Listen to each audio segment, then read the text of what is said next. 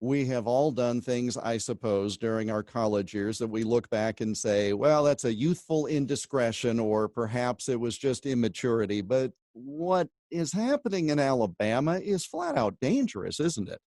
Right. So Alabama is reporting, the state officials there are reporting COVID parties where apparently students, knowing they're infected, are going to parties and intentionally trying to infect others. And I guess there's a prize if you get COVID the quickest. You almost can't believe the headline. You have to go back and read it a couple times to make sure you didn't read it wrong. Let's hope this is an isolated incident and it doesn't catch fire at other college campuses. This kind of ill-advised, as you put, indiscretion can have life consequences for those that are immunocompromised, for the elderly, for people with breathing problems. By the way, Jeff, or for other young people, because the trend in the US is to see cases in younger people being more serious.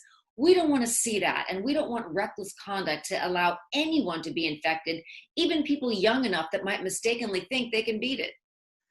I had heard earlier on there were young people who were saying, well, if we just all hurry up and get it, then, we're young, we'll be fine, we'll be over it. We've heard about herd immunity and all of this.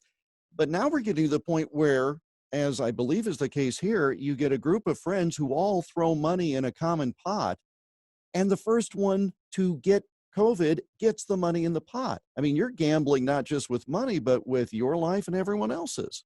Oh, well said. That is so well said. It's gambling with everybody else's life also. And, that the fact that the authorities are looking into these parties and making sure that none of them happen and making sure we don't do this again, I can only hope that what happens after spring break happens here, where when the students were interviewed, they basically said, I can't believe I did that.